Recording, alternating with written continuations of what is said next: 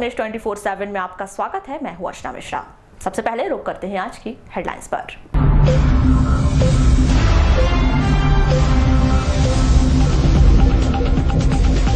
शहर में अतिक्रमण हटाने की हुई बड़ी कार्यवाही। अंबेडकर चौक से हनुमान चौक तक हटाए गए अतिक्रमण।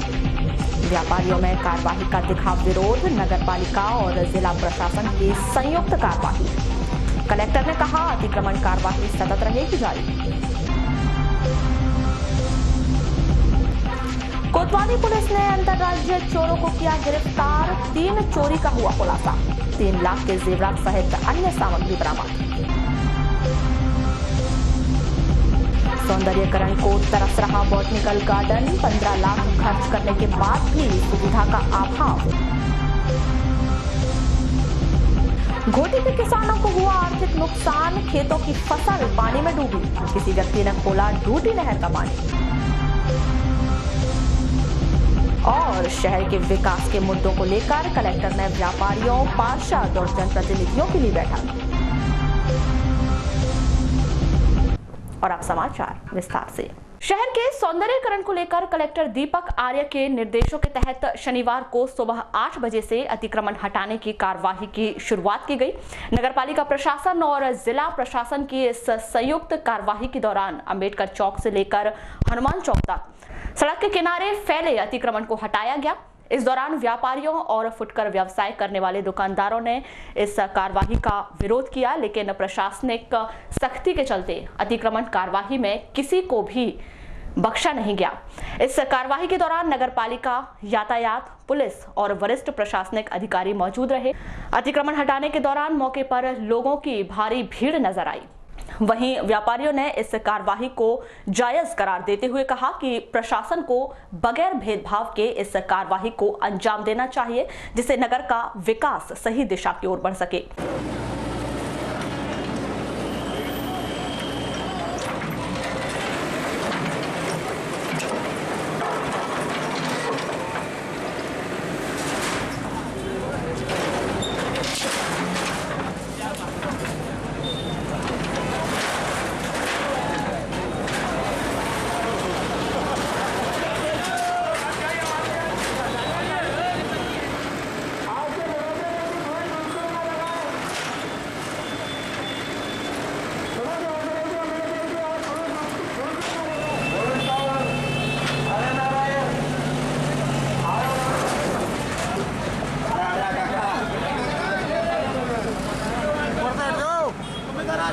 करने दे यार।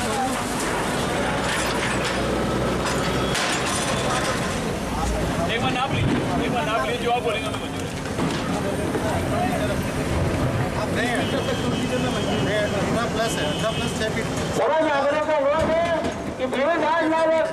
मैं गौतम नार हनुमान चौक से।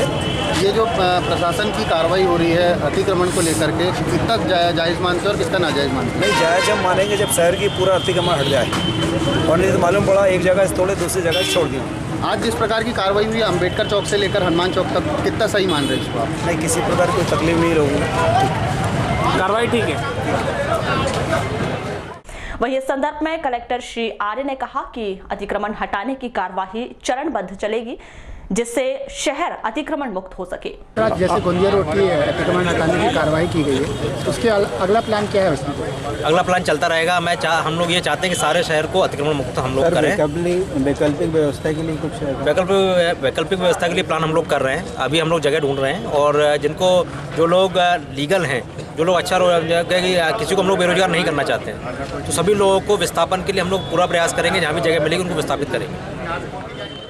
दक्षिण सामान्य वन मंडल बालाघाट के अंतर्गत आने वाला वारासिवनी वन परिक्षेत्र का गर्रा स्थित बॉटनिकल गार्डन अपनी बदहाली पर आंसू बहाता नजर आ रहा है।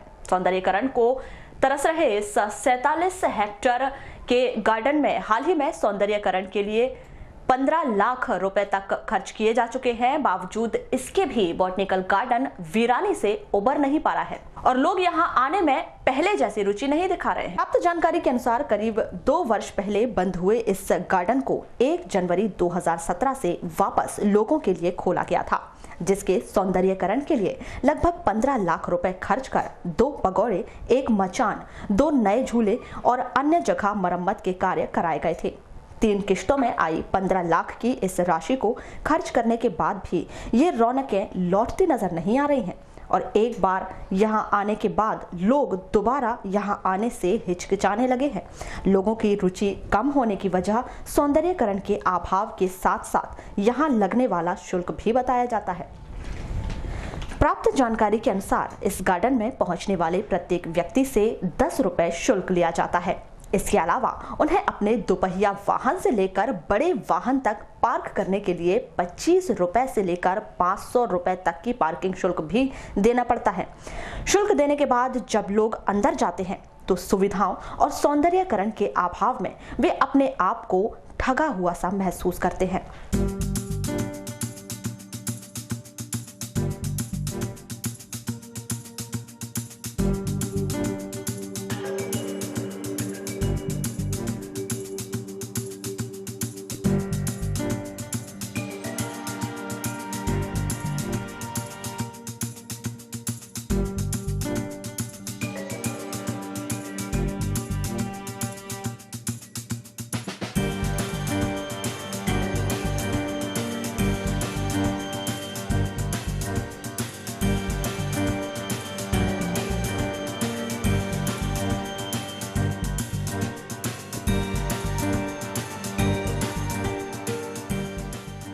सौंदर्यीकरण के बजट और किए गए कार्यों को लेकर की गई चर्चा के दौरान सीसीएस मोहन मीणा ने अपने विचार कुछ इस प्रकार व्यक्त किए। सर, गर्रा गार्डन की अगर हम बात करें तो पहले ऐसे वो रौनक दिखाई नहीं दे रही है, क्या मानते हैं? रौनक पहले में अब में रौनक मेरे ख्याल से बहुत अच्छा दिखाई दे रहा है और हम लोग कोशिश कर रहे हैं अभी भी नए नए जो आप इधर साइड में देखेंगे जो बच्चों के खेलने का जो इक्विपमेंट्स है, बच्चों के खेलने की कुछ कुर्सियाँ जो सीढ़ियाँ और अन्य तरह के कई तरह वो लगे हुए हैं और हम लोग लगाने की कोशिश कर रहे हैं। आगे भी इसको बढ़ाएंगे। एक नेचुरल ट्रेल बना हुआ है और निश्चित तौर पर पहले से जो बेटर करने की कोशिश करेंगे। सर, पिछले बार बजट की अगर बात करें तो करीब 15 लाख समथिंग कुछ आया हुआ था पिछले बार में, जिसमें 2 पकौड़े, एक मचान और 2 झूले भर दिखाई दे रहे हैं, बाकी कुछ छोट-मोट काम। उसके अलावा कुछ ऐसा कुछ काम बड़ा सा दिख नहीं रहा है। जो पिछले साल क्या हुआ था इसकी एग्जैक्ट जानकारी मुझे है नहीं, लेकिन जो भी पैसा आता है उसका एक प्लान बनता है। प्लान जिसकी स्वीकृति जारी होती है, स्वीकृति के आधार पे उसका बिल्कुल जो भी खरीदी की जाती है या लगाया जाता है वो बाकायदा वही लगाया जाता है, वही होता है जो कि प्रोजेक्ट में रहता है। तो 15 लाख का प्रोजेक्ट आया होगा, निश्चित तौर पे उसमें खर्चा हुआ होगा।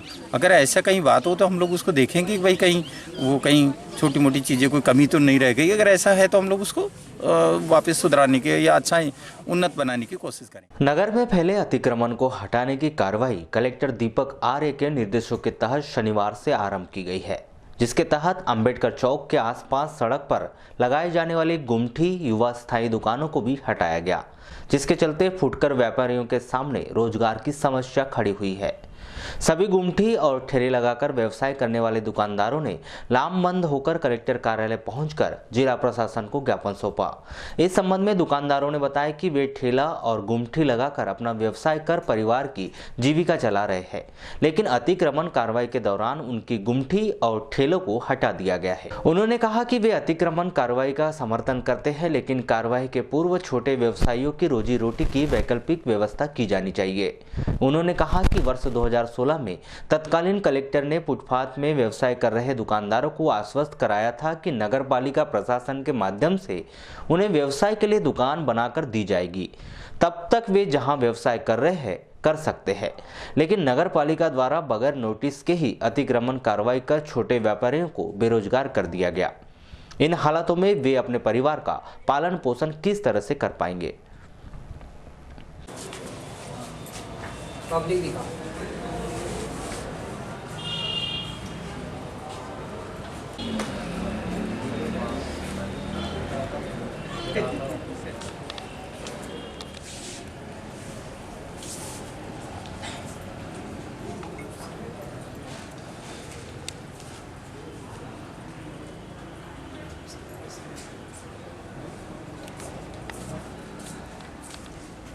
ये मेरा नाम राकेश कुमार कुरील है। आज यहाँ पर आप लोग पहुँचे हैं ज्ञापन देने, क्या वजह है? जो आम गरीबों के साथ जो ठेले वगैरह लगे हैं वहाँ पर, वो जो उनको हटाया गया, जो तोड़ा गया है, तो अगर वो तोड़ा गया है तो आम गरीब लोग कहाँ जाएंगे और रोजी रोटी कैसे करेंगे। अच्छा ये बताएं, जैसे आप लोग काफ़ी समय से लगा रहे हैं अपनी दुकानें, तो क्या कभी नगर पालिका ने इस संबंध में आपने चर्चा नहीं की कि कोई वैकल्पिक व्यवस्था हो? जी, हमने कई दफ़े उनसे चर्चा किया कि हमको कहीं स्थायी जगह दे दी जाए करके, तो उन्होंने हाँ बस इसमें रहेगी बस। कितने ऐसे फुटकर हैं विक्रेता? इस प्रकार से देखा जाए तो शहर में तो 200-400 लोगों की दुकानें हैं। अच्छा, जिनको तो ये जो अतिक्रमण कार्रवाई की जा रही है, आपका कहना ये है कि आपकी वैकल्पिक व्यवस्था होनी चाहिए? हाँ जी, और जो अभी दुकानें जिनकी टूट गई है, यानी जो जेसीबी से जिनकी दुकानें तोड़ दी गई है, वो आम गरीब कहाँ जाएगा। अच्छा, इसकी नोटिस दी गई थी? इसकी नोटिस की जानकारी नहीं दी गई। नोटिस नहीं मिल पाया आप लोग? नगर पालिका के द्वारा आपको सूचित किया गया होगा? हाँ, अलाउंस हुआ था। अच्छा, तो दुकान हटा रहे थे, जो बाहर चले गए उनकी दुकान तो तोड़ दी गई है। सर हम लोग फुटकर व्यापारी के पीजी कॉलेज, जटाशंकर कॉलेज से अंबेडकर चौक तक के, ये काली पुतली से अंबेडकर चौक तक के, जो जेल की बाउंड्री के किनारे हम लोगों ने अपने छोटे छोटे जो टपरे लगाकर बैठे हुए हैं और अपने परिवार का पालन पोषण कर रहे हैं रोजी कमा कर, उसमें हमको प्रशासन द्वारा बार बार हटा दिया जाता है। हमने कई बार प्रशासन से मांग की है कि हमको एक व्यवस्थित जगह दी जाए। तो 22/11/2016 को हमने कलेक्टर साहब को ज्ञापन दिए थे और जन सुनवाई के अंदर में भी आए हुए थे।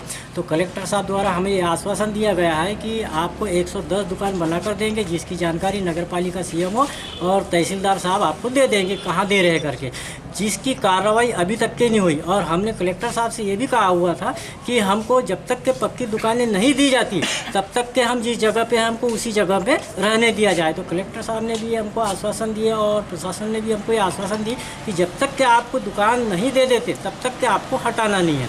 तो सर ये अभी फिर से क्या कहते भी नगर पालिका ने पोंगे फूकना चालू कर दी कि रोड के किनारे अतिक्रमण ठेले वगैरह जो जिसने भी किया हुआ है तत्काल अपने ठेलों को हटा दिया जाए, नहीं तो अन्यथा कार्रवाई की जाएंगी। तो हमारा शासन से यही अनुरोध है कि हमारी पहले से जो मांग चल रही है उसको पूर्ण कर दें और अभी हम जहाँ पर है हमको वहीं पे व्यवस्थित कर दिया जाए, समझे ना, ताकि हमारा जो परिवार है व्यवस्थित रहे। नहीं तो हमारी ऐसे कुछ लोग हैं कि जिसकी दुकान खुलती है तो उनके घर में चूल्हे जलते हैं, अन्यथा चूल्हे नहीं जलते। हम लोग फुटकर व्यापारी गरीब श्रेणी में आते हैं। तो कलेक्टर महोदय से और हमारा प्रशासन से यही अनुरोध है कि हम लोग जहाँ पर है जब तक के हमको वहीं रहने दिया जाए, जब तक के पक्की दुकानें नहीं दे। इस संदर्भ में कलेक्टर दीपक आर्य ने कहा कि जिन छोटे व्यापारियों के अतिक्रमण हटाया गया है और जो वाकई में बेरोजगार हुए हैं उनके लिए शासन स्तर पर व्यवस्था की जाएगी। किसी भी दुकानदार के साथ अन्याय नहीं किया जाएगा। हम लोग ये चाहते हैं कि सारे शहर को अतिक्रमण मुक्त हम लोग करें।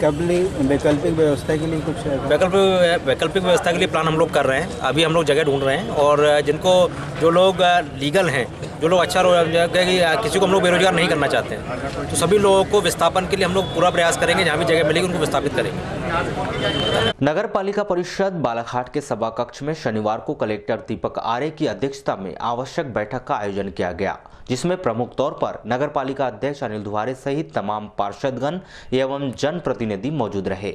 इस बैठक के दौरान शहर के विकास के अहम मुद्दे को लेकर विचार विमर्श कर आवश्यक निर्णय लिया गया। बैठक के दौरान पार्षदों के द्वारा वार्ड की समस्या से कलेक्टर श्री आर्य को अवगत कराया गया। इस दौरान व्यापारियों ने शहर में स्थित तालाबों के जीर्णोद्धार एवं उनके संरक्षण को लेकर अपने विचार रखे। जो भी लग रहे हैं उसके पीछे उद्देश्य क्या है, निर्णय क्या और क्या करना है। नहीं करना ये है कि चौथी बार नाप लग रहे हैं। नाप लगने का मतलब है कि शहर साफ रखना है, साफ रखना है। वो एनक्रोचमेंट के नाम पे लग रहे हैं, उसमें एनक्रोचमेंट के लिए सही दिशा निर्देश होना है। इसके बाद का एनक्रोचमेंट माना जाएगा या नहीं माना जाएगा। मैं आपसे वही वो तो क्लियर है ना कि ये लाइन है आपकी। उसके बाद भी वैसे तो ये है कि जमीन सरकार की जमीन होगी, तीसरी जमीन आपकी होगी, वो भूमि स्वामी की होगी। तो भूमि स्वामी मैं आपकी जमीन पे नहीं जा सकता, आप मेरी जमीन पे नहीं जा सकते, और वो आप हम नॉर्मल तीसरी जमीन पे नहीं जा सकते। सिंपल सा प्रिंसिपल ही है, सिद्धांत है ये। तो समझ गया? मैं समझ गया सर। उसके लिए दिशा निर्देश की सब दुकानें हैं उधर, मेनली दुकानें हैं, दुकानों के लिए दिशा निर्देश सही होना। जैसे तीसरी बार नाप लगने के बाद भी 2 बार नाप लगे, 3 बार नाप लगे, लोग फिर वैसे की वैसे हो गए। इसलिए स्पष्ट निर्देश होना, या तो इसके लिए जो नाली की प्रयास ये कर रहा है। अध्यक्ष जी से मैं रिक्वेस्ट करूंगा इस बात के लिए कि अध्यक्ष जी अपन ने ना एक पूरा डीपीआर बनाने का मैंने सीएमओ साहब को बोला है। तो एक तो वो लगाने का, दूसरा अपना जो गोंदिया रोड है, गोंदिया रोड में हम लोग एक फुटपाथ दे करके और सर्विस लेन डालते हैं। सर्विस रोड डाल देंगे ना तो अपना ये रोड में बच जाएगा ट्रैफिक, ठीक है ना, और लोग उस पर यूज़ करते हैं, आपके एक्सीडेंट आधे से कभी मतलब एक्सीडेंट खत्म हो जाएंगे। सर्विस रोड के ऊपर वो डाल देंगे क्योंकि रोड अपना बहुत चौड़ा है, अगर आप जगह दोगे तो आप कोई भी आदमी को अतिक्रमण करेगा, उसमें अपनी भी अतिक्रमण करता ही गलती नहीं, अतिक्रमण करवाने वाले की भी गलती है। असल में क्या है कि मेरी दुकान यहाँ तक है, आपकी रोड यहाँ पे है, ठीक है, तो क्या है मुझे भी लगेगा कि यार ठीक है कोई उपयोग तो हो जाए जमीन का, मैं थोड़ा बढ़ाई लूँ, कोई भी करेगा तो उसकी भी गलती नहीं है। देखिए आपका गलती उसमें ये है कि अपन अगर वो एरिया वो भरेगी जब तक नहीं ना तो नहीं है। सर रोड के किनारे मट्टी डालकर मुरुम डाल के ऐसा ऊंचा कर लें तो रोड से प्लेन करके सर करेंगे तो जगह भी नहीं, बिल्कुल आप लोग जैसा बताएंगे वैसा करेंगे। आप लोगों के जो मतलब जो आप लोगों के सजेशन तो बिल्कुल सर्वमान्य होंगे, लेकिन आप लोगों को साथ में रहना पड़ेगा, उसमें आप लोगों के साथ ही निरीक्षण करेंगे करवा दें। तो उसमें क्या वही लोग जो ना मैंने यहाँ देवी तालाब का जो इंक्लोजर है वो बड़ा पहुँच वाला है, ये गलत जवाब दी यहाँ पे हाई कोर्ट में कि ये प्राइवेट है करके, जबकि वो सरकारी है, क्योंकि 2008 में राजेंद्र राय साहब थे SDM, तुमने खुद एफिडेविट दे के वहाँ लिख के दिए कि ये सरकारी तालाब है, और उसके बाद तुम्हारे कमिश्नर चौबे साहब ने लिख के दिए कि प्राइवेट है, बिली भगत कर, हमने उनके खिलाफ हाई कोर्ट में लिख के दे दिए, और उसके बाद इसके अलावा वार्ड पार्षद के द्वारा वार्डों में जगह जगह लगाए जा रहे हैं मछली बाजार एवं मटन मार्केट दुकानों पर कार्रवाई करने की बात कही। इसके अलावा अतिक्रमण कार्रवाई को सही दिशा देने को लेकर व्यापारियों ने कलेक्टर के समक्ष अपने विचार रखे। हमारे शहर में सौंदर्यीकरण की बात होती है तो हमारे यहाँ पर 33 वार्ड है, तो मैं चाह रही थी कि प्रत्येक सप्ताह 33 पार्षदों से मिलकर उनके वार्डों का सर्वे करें। प्रत्येक सप्ताह तो मिलना मैडम मुश्किल होगा, मैं 1 महीने मिलने लेकिन मैं जब भी आपके वार्ड में आऊँ तो मैं ये जरूर करूंगा कि आपसे मैं सारे वार्ड देखूंगा, लेकिन आप लोग साथ में रहेंगे। मैं वार्ड नंबर 12 के पार्षद हूँ, मछली मार्केट लगता है और शराब की दुकान भी, तो मजदूर वर्ग ज्यादा रहते हैं, तो कितना भी हमने कोशिश की उसको सफाई करने की, वो सफाई नहीं। कल ही मैंने आपके सैनिटरी इंस्पेक्टर को अच्छे से लगाया है। मैं आप सारे पार्षद के साथ ही निरीक्षण करूंगा। अभी मैं थोड़ा सा क्या बोलते हैं उसको मीटिंग्स और मैं ले रहा हूँ, अभी बहुत ज्यादा कंजेस्टेड हो जाता है। नहीं मैं आप लोगों के साथ ही बच्ची एक्सपायर हुई सर, हमारे वकील साहब की बेटी है वो साइड लगे हुए हैं तो सामने गाड़ी दिखती नहीं था। दुखद घटना है ये सब चीजें, इसके लिए हम लोग प्रयास कर रहे हैं, ठीक है ना। और सब मैं इस बैठक के संबंध में कलेक्टर श्री आर्य ने कहा कि शहर के विकास के अहम मुद्दे को लेकर इस बैठक का आयोजन किया गया था ताकि शहर में व्याप्त समस्याओं एवं सूचना से परिचित हो सके और सभी जनप्रतिनिधियों का सहयोग मिल सके। अतिक्रमण के विषय को लेकर उन्होंने कहा कि शहर को अतिक्रमण मुक्त करने के हर संभव प्रयास किए जाएंगे। यह प्रक्रिया चरणबद्ध तरीके से होगी, साथ ही शहर के सौंदर्यीकरण को लेकर सार्थक प्रयास किए जाएंगे। इसी तरह शहर के तालाबों का भी संरक्षण किया जाएगा। बेसिकली किसी भी शहर का विकास करने के लिए, किसी भी नगर का विकास करने के लिए वहाँ के जो जनप्रतिनिधि हैं, जो जनता जनार्दन हैं, उनसे डिस्कशन करना बहुत ज़रूरी है। तो उनसे हमें सूचनाएं भी मिलती हैं और सहयोग भी मिलता है। तो उसी सूचनाओं के लिए प्लानिंग में उनका, जो कि वो इंक्लूसिव प्लानिंग में रहें, वो उसके पार्ट हैं, वो शहर के निवासी हैं, वो ज़्यादा जानते हैं। इस कारण से ये मीटिंग रखी गई थी। जनप्रतिनिधिगण, पार्षदगण भी उसमें सारे उपस्थित थे, इसीलिए ये मीटिंग रखी गई। जितना भी उन्होंने दिखाया उत्साह वो काफ़ी सकारात्मक रहा, प्रशासन को पूरा सहयोग करने वाला रहा। इससे प्रशासन को कितनी मदद मिलेगी सड़क के सौंदर्यीकरण में, यातायात की सुगम बनाने? हमारी मदद का मूल यही है, जिन लोगों के लिए हमें काम करना है, अगर वो सहयोग करेंगे तो उससे अच्छा सहयोग कार्य कभी नहीं हो सकता है। तो उनके सहयोग से हम बहुत ही अच्छा काम करने का प्रयास इस शहर के लिए करेंगे। तालाबों को संरक्षित करने के लिए भी कुछ यहाँ पर आवाज़ उठाई गई थी। अभी बिंदु लोगों की तरफ से आए हैं, तो उस पर जिस भी तालाब में समय मिलेगा, जैसे समय के अनुसार धीमे धीमे स्टेप में एक प्लानिंग की जाएगी। प्लानिंग में स्टेप बाय स्टेप जो भी काम पहले हो सकते हैं, आसानी से हो सकता है, उनको पहले लिया जाएगा। उसके बाद फिर जो दूसरी स्टेज में और तीसरी स्टेज में सारे कामों को करने का हम प्रयास करेंगे। तालाबों के संरक्षण के लिए और उनके जीर्णोद्धार के लिए कार्य करने पूरा कार्य हम लोग करेंगे। सर, जैसे गोंदिया रोड की अतिक्रमण हटाने की कार्रवाई की गई है, उसके अगला प्लान क्या है उसमें? अगला प्लान चलता रहेगा। हम लोग ये चाहते हैं कि सारे शहर को अतिक्रमण मुक्त हम लोग करें। नगर के समीप ग्रामीण थाना अंतर्गत गायखुरी में रतनजोत का फल खाने से 2 बच्चे बीमार हो गए। दोनों बच्चे मुस्कान लिल्हारे और देवांश लिल्हारे को जिला अस्पताल में भर्ती किया गया है। जानकारी के मुताबिक दोनों बच्चे एक ही परिवार के बताए जा रहे हैं, जिन्होंने खेल खेल में रतनजोत बीज का सेवन कर लिया, जिन्हें उल्टी होने पर तत्काल जिला अस्पताल में भर्ती किया गया है। ये बच्चे कौन है? मेरी लड़की है। और वो बालक? भाई का लड़का भतीजा है। तो क्या हो गया इनको? वो फल खाया था चंदर बेचकर। कब? 1:30-2 बजे करीब। ये कहाँ पर है पेड़ इसका? घर के सामने के बाड़ी में। बाड़ी में है? हाँ। तो कितने बजे हालत कैसे ख़राब कब हुई? यदि शाम को बताया इन लोगों ने, जब मालूम चला। अब कैसे हालत में? अभी तो ठीक है। भारतीय मजदूर संघ बालाघाट एवं मध्य प्रदेश बिजली कर्मचारी महासंघ के संयुक्त तत्वाधान में शनिवार को नगर के भारतीय मजदूर संघ कार्यालय में बैठक का आयोजन किया गया, जिसमें मध्य प्रदेश बिजली कर्मचारी महासंघ के प्रांतीय महामंत्री एवं भारतीय मजदूर संघ के प्रदेश उपाध्यक्ष किशोरी लाल रैकवार मुख्य रूप से मौजूद रहे। इस बैठक में शासन द्वारा की गई घोषणाओं के संदर्भ में चर्चा की गई।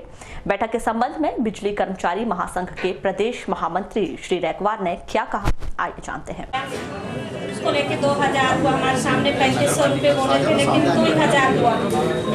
क्या मिलता है, क्या पड़ता है। तीसरी बात यह है कि जो आंगनबाड़ी में जो रसोई बनाती मुख्य मांगे हैं वो लिख के दे दें, क्योंकि अगर सब संगठनों के साथ ऐसी स्थिति बनेगी, अगली बार हम आएंगे तो निश्चित।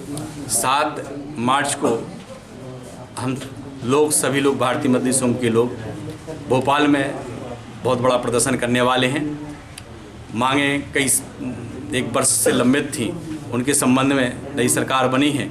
निश्चित रूप से नई सरकार को हम अपनी बात वहां तक पहुंचाना चाहते हैं और जो सरकार ने कहा है कि संविदा कर्मचारियों को हम नियमित करेंगे, आशा ऊषा कार्यकर्ता आंगनबाड़ी कार्यकर्ताओं को सरकारी कर्मचारी घोषित करेंगे, तो हमारी अपेक्षा है कि तत्काल उनको संविदा कर्मचारी को नियमित करे, आशा ऊषा कार्यकर्ताओं को सरकारी कर्मचारी घोषित करे।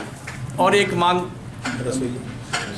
मुख्य रूप से हमारी ये है कि न्यूनतम वेतन यानी सबसे छोटे कर्मचारी को 18,000 मिलना ही चाहिए। किसी भी क्षेत्र में कार्य करता है, सरकार को एक निगरानी समिति बनाना चाहिए और इस बात का तय करना चाहिए कि किसी भी हमारे मजदूर को, किसी भी श्रमिक को 18,000 से कम वेतन, कम राशि प्राप्त न हो। कोतवाली पुलिस ने 4 अंतर्राष्ट्रीय चोरों को गिरफ्तार कर उनके द्वारा की गई 2 चोरी और 1 लूट के मामले में करीब 3 लाख रुपए के सोने चांदी के जेवरात, चांदी के छत्र सहित 6,000 रुपए जब्त किए हैं।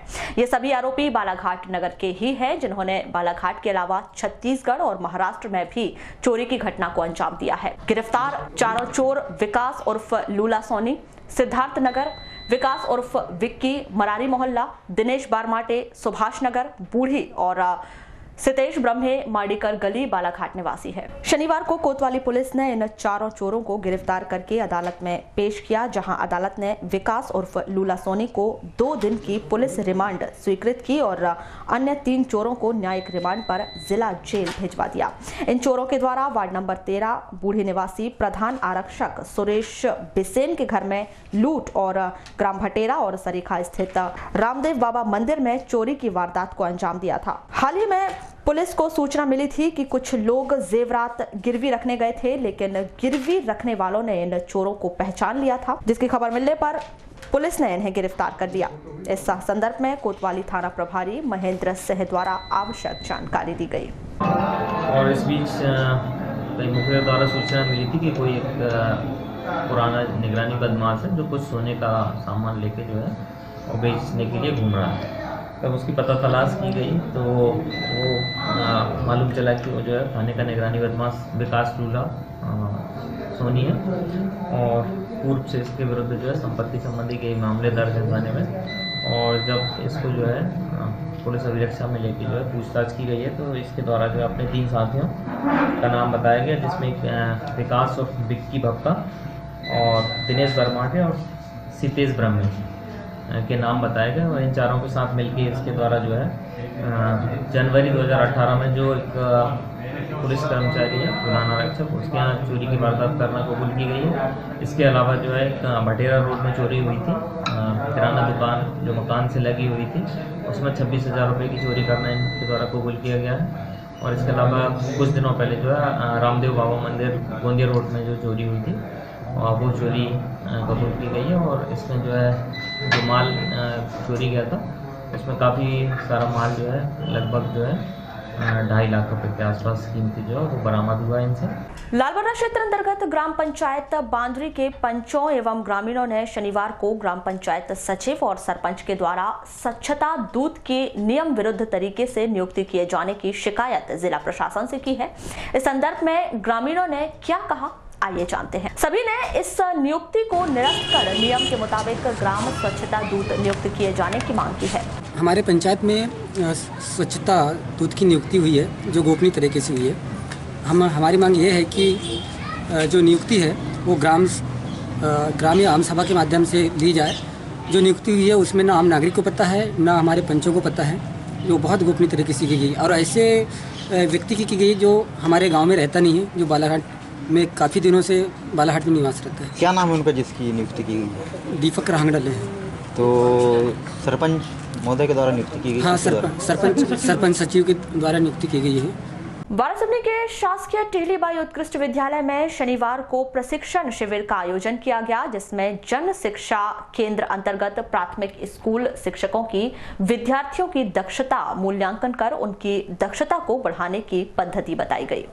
ये है दक्षता संवर्धन का प्रशिक्षण है कि अभी पिछले 3 महीनों से लगातार शालाओं में बच्चों के मूल्यांकन के संबंध में baseline test, mid line test और एंड लाइन टेस्ट ये लगातार चलते रहे और इसमें बच्चों की जो दक्षता है उसका आकलन किया गया, मूल्यांकन किया गया।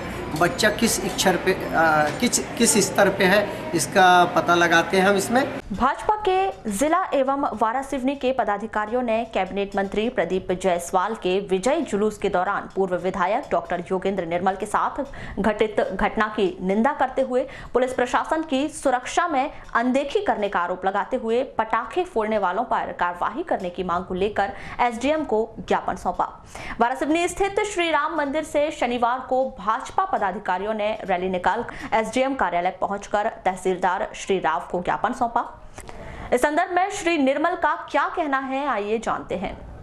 वहीं इस मामले में भाजपा जिला अध्यक्ष रमेश रंगलानी ने कहा कि वे इस घटना की घोर निंदा करते हैं और पूरा भाजपा डॉक्टर निर्मल के साथ है। इस दौरान महिला मोर्चा प्रदेश अध्यक्ष लता एलकर सहित भाजपा के वरिष्ठ पदाधिकारी एवं कार्यकर्ता मौजूद रहे।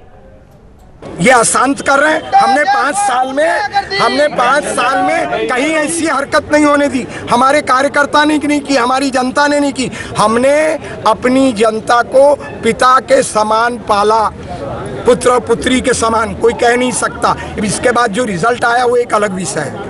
आपकी क्या मांग थी डॉक्टर साहब? हाँ, अरे हमारी मांग क्या है? गुंडागिर्दी नहीं होना शहर में और क्षेत्र में। बंद करो। और क्या मांग है? ये बंद करो, ये बंद करो। मंत्री बनने पर ऐतराज नहीं है, हम भी उनको बधाई देंगे, लेकिन जिस प्रकार का व्यवहार जब हमारे पूर्व विधायक के सामने से निकल रहा था उनका जुलूस और जानबूझ करके डॉक्टर योगेंद्र निर्मल के ऊपर लड़कों फेंकना, उछाल करके फेंकना और उनके जीवन से खिलवाड़ करने की उन्होंने हिम्मत दिखाई है, हम इसकी घोर निंदा करते हैं। हमारी भारतीय वारासिवनी स्थित श्री राम मंदिर के सभा कक्ष में शनिवार को भाजपा की आवश्यक बैठक आहूत की गई। इस बैठक में प्रमुख तौर पर पूर्व विधायक डॉक्टर योगेंद्र निर्मल, महिला मोर्चा प्रदेश अध्यक्ष लता एलकर, जिला अध्यक्ष रमेश रंगलानी सहित अन्य पदाधिकारी मौजूद रहे। इस बैठक में पूर्व विधायक श्री निर्मल ने बीते दिनों संपन्न हुए विधानसभा चुनाव में हार की पूरी जिम्मेदारी लेते हुए अपनी बात कुछ इस प्रकार रखी। वहीं उन्होंने लोकसभा चुनाव की रणनीति पर चर्चा कर अहम निर्णय लिए। मेरे ऊपर पहला आक्रमण मेरे ऊपर हो गया, हम इसको चुनौती के और अभी नहीं, मैं रमेश जी दिखाऊंगा आपको पूरे ये मुंबई का जो हमारे बहुत गंभीर, ये तो कल हमारे साथ क्या होने वाला था वास्तव में इस पर में बचाया। मैं मेरी डिस्पेंसरी में बैठा था, पहले मैं अकेला था, तो मेरी बेटी ने मेरी पत्नी को बोला अपनी माँ को कि चलो अपन पप्पा के पास बैठते हैं, जुलूस आ रहा। और हम इसलिए बैठे थे कि हमको काय का डर है, हार तो हमने ढेर सारी देखी, छुप के कहाँ जाएंगे और छुपेंगे क्या? भाई जब हमारे नेता शिवराज सिंह कहीं क्रिकेट खेल रहे हैं, कहीं मोटरसाइकिल में जा रहे हैं, कहीं ट्रेन में जा रहे हैं, हम क्यों बैठे रहेंगे? हम क्यों छुपे रहेंगे? हम जनता के बीच में रहेंगे। हम बैठे थे 20 मिनट से ज्यादा का इस समय घड़ी से कौन व्यक्ति था मैं नहीं जानता, क्योंकि हमको कौन है पटाखे फोड़ रहा है देखने जाने का कोई अधिकार नहीं था। लेकिन हाथ से वो बड़े बड़े बम को चारों दिशाओं में हमारे आसपास के सारे व्यापारी देख रहे थे। लता जी आप पूछोगे तो बताएंगे आपको। 15-20 मिनट से चल रहा था उसका फटाके बेचने का काम।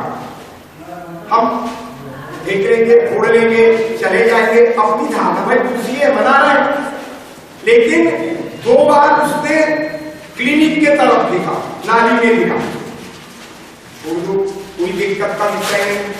मैं बताता हूँ आप, वो गाड़ी भर के फटाका था बोलेरो का, वो बम, रस्सी बम, गाड़ी भर कितने फोड़ा होगा उसने 20 मिनट में, उसकी कोई गिनती नहीं है, गिनती नहीं है। और जब उसने 3-4 फटाके, मेरा गाड़ी खड़ा रहता है सड़क को उस तरफ फेंका, तब भी मैं चिंता में नहीं आया। लेकिन जब गाड़ी कल घटी है, वो भी हमारा विषय है, इस बैठक का विषय वो भी हमारा एक विषय है। जिस प्रकार से पहले कहा जाता था, जब कांग्रेसियों की कहीं पर रैली हुआ करती थी या युवक कांग्रेस की रैली हुआ करती थी दिल्ली में या भोपाल में, और जब वो लौटते थी रैली, तो हम सब गवाह है, पुराने लोग हैं, 15 वर्ष से उनका शासन था नहीं यहाँ। लेकिन जब वो रैलियां लौटती थी तो स्टेशनों पर जो खोपचे वाले और मिठाई बेचने वाले या सामान बेचने वाले हुआ करते थे, और जब उनकी ट्रेन आने वाली रहती थी तो सब खोपचे के सामान उठा करके स्टेशन छोड़ करके चले जाते थे, क्योंकि उनका मूल स्वभाव जो कल उन्होंने यहाँ पर किया वही था। और पूरा लूटपाट करके लोगों को, किसी को पैसे भी देते थे, सामान उनका कैसे ही पूछ लिया था, ये उनका मूल स्वभाव है। कल जो उन्होंने किया, 15 वर्षों से वो भूखे बंगाली किसी दिन का इंतजार करते हैं,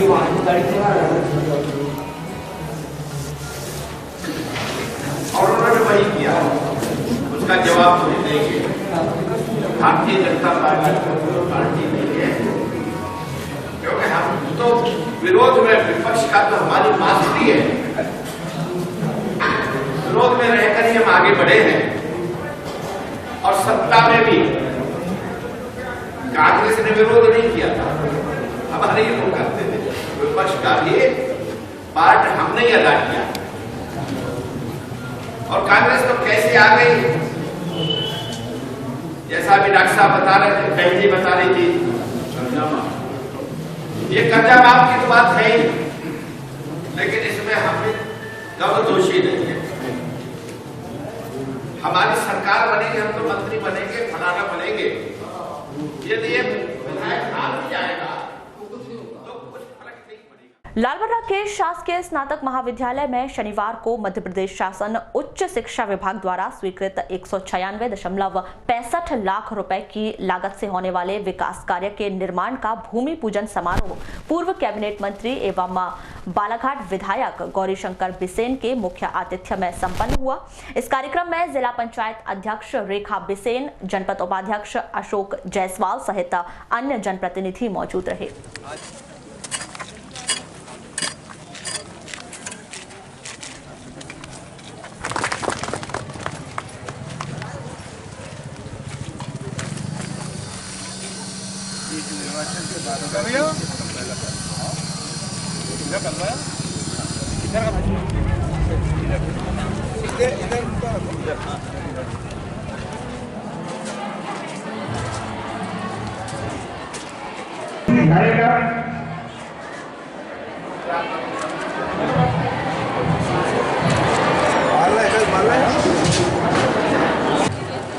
वेंकट होटल जहाँ के लिए यहाँ पे ठाकरे सर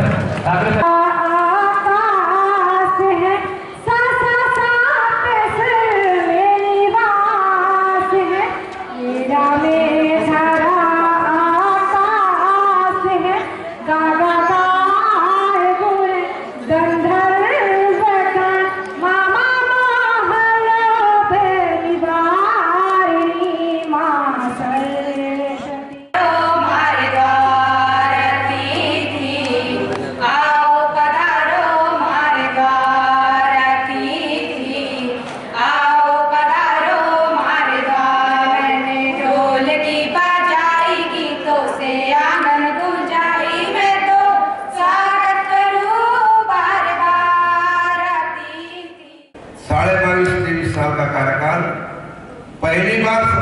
अगर किसी उम्मीदवार की जमानत रखी थी जनता पार्टी के इस्तेमाल पर हल्दर किसान पर, तो आपके विधायकों ने संकट विषय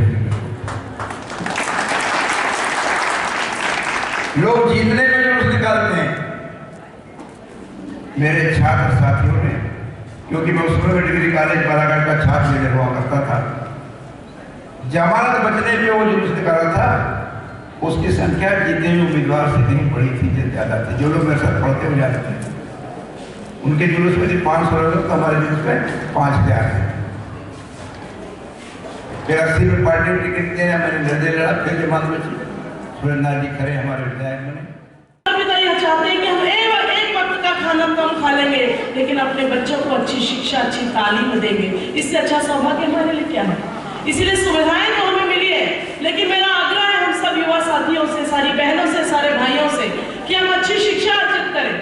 जिस भी क्षेत्र में हम जाना चाहते हैं, हम अपनी शिक्षा के साथ साथ सिर्फ डिग्री हासिल करना ही हमारे जीवन का उद्देश्य नहीं होना चाहिए।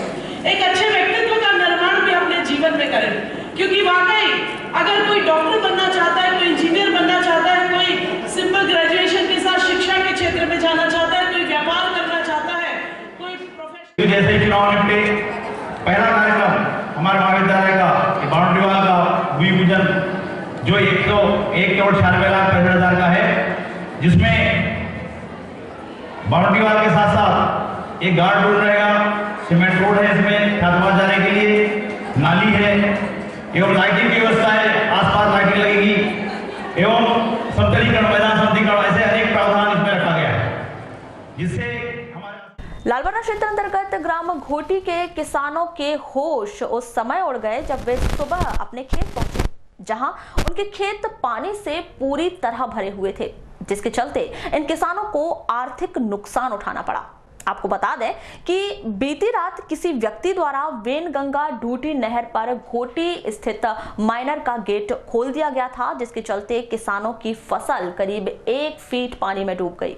साथ ही खली वाहनों में रखी खरई और गहानी कार्य के लिए रखी गई धान भी भीग गई। इस घटना के संदर्भ में किसानों का क्या कहना है, आइए जानते हैं। वहीं किसानों ने फसलों के नुकसान की भरपाई के लिए शासन प्रशासन से मुआवजे की मांग की है।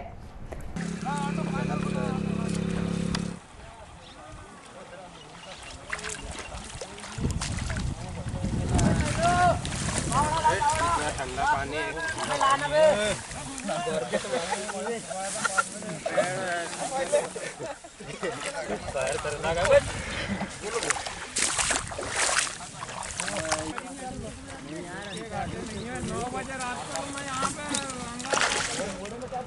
कोई है आपका आदमी है।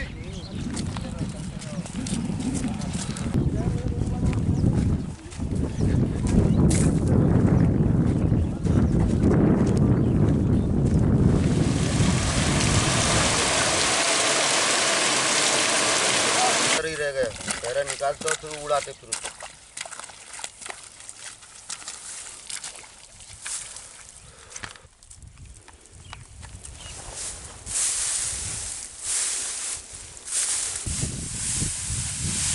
निकालो नाम दिखाओ।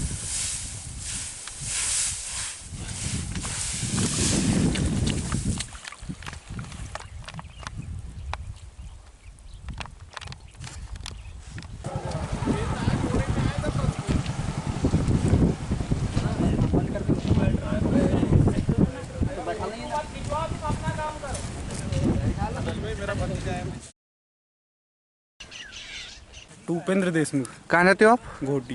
क्या समस्या आई आपको यहाँ पे आज? जी सर, ये जो समस्या है हमारी खेती में पूरी फसल लगी हुई, यानी लगी हुई है और पूरे खलियान। कौन सी फसल लगी है अभी यहाँ पे? अभी चना गेहूँ लगा है, खासतर चना ज़्यादा लगा है। तो क्या हुआ यहाँ पे? यहाँ पर नहर के जो एक साइड का फाटा है वो उठा दिया गया है और उससे पूरी फसलें नष्ट होने की संभावना है। संभावना नहीं हो सकती है, कन्फर्म है। तो कब से पानी आया यहाँ पे? ये रात के 12 बजे उठा है। तो आपको आगाह नहीं किया गया किसी के द्वारा कि पानी छोड़ा जा रहा है नहर में? नहीं। तो कितने एकड़ में पानी घुस गया होगा कम से कम? 30 से 35 एकड़ भी। तब क्या होना चाहिए यहाँ पे? यहाँ क्या होना चाहिए, इसका फसल का वो मिलना चाहिए, हर वो भरपाई होना चाहिए। और कोई धान भी गई है क्या? धान भी पूरी गई है, लगभग 3-4 खलियान में है धान।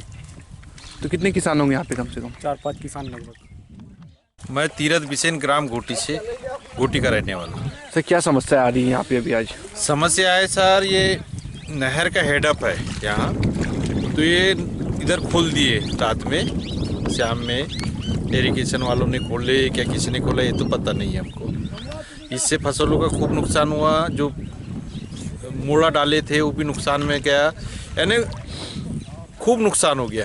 सर कितने का नुकसान होगा आपके अंदाजा से? कम से कम एक किसान का प्रति एकड़ तो कम से कम 10,000 रुपये का नुकसान हो गया। चने की फसल भी खराब हो गई, जो धान लगा था, धान का मोड़ा था वो भी खराब हो गया। तो कितना पानी भर चुका है हर जगह यहाँ पे? कम से कम 1 फीट पानी है अभी खेतों में। तो आपको बताया नहीं गया कि पानी छोड़ा जा रहा है या कुछ किया जा रहा है? नहीं बताया गया है। तो क्या लग रहा है आपको इसके पीछे किसका हाथ होगा? अब इसके पीछे हम इरिगेशन की गलती मानते हैं, ताला लगाना चाहिए, हेडअप रहना चाहिए उनको, इरिगेशन की गलती मानते हैं हम तो। कितने किसान हैं यहाँ पे अभी आपके साथ में? अभी यहाँ तो कम से कम 30 किसान है। ये तो हमारा बहुत बड़ा नुकसान हो गया। आज एक बार हो गया, अगर कोई दोबारा ऐसा नुकसान करे, दूसरी बार पानी आ जाए खेत में, इरिगेशन वालों की लापरवाही। जैसे अभी पानी घुस चुका तो अभी आप क्या करेंगे? जैसे आपकी पूरी फसल नाश हो गई है, धान की फसल नाश हो गई है, आपकी तो चने की फसल खराब हो गई है पूरी। हो गई है बिल्कुल। तो क्या लग रहा है आपको, कुछ हो पाएगा नहीं हो पाएगा इसके? कुछ करना चाहिए सरकार ने इसके लिए, अब देंगे अपन लोग। तो कितने किसान हैं आपके साथ में खड़े अभी यहाँ पे? 20-25 किसान हैं और कम से कम रकबा आप देख ही रहे, फोटो ले रहे हैं तो दिख ही रहा है। तो कितना पानी गया होगा, कितने एकड़ में पानी चले गया होगा अभी तक के? 10 एकड़ से कम में पानी नहीं गया होगा। उस साइड भी है ना? उस साइड भी है ना। दो तरफ पानी बहुत आ चुका है। दोनों तरफ पानी बहुत आ चुका है। तो क्या होना चाहिए अब? मुआवजा मिलना चाहिए इसके लिए। जैसे सरकार मुआवजा नहीं देती है कुछ, तो क्या किया जाएगा आपके द्वारा? हमने वो डैम की वो फाल की मांग भी रखे थे, प्रशासन बिल्कुल ध्यान नहीं दे रहा है उस पर। आपने किसको बताए थे डैम की फाल की? ये इरिगेशन के इंजीनियर के सामने भी बात रखे थे, जिला अध्यक्ष इरिगेशन का, उसके सामने भी बात रखे थे हमने। तो क्या बोले? चलते चलते एक नजर आज की हेडलाइंस पर एक बार फिर।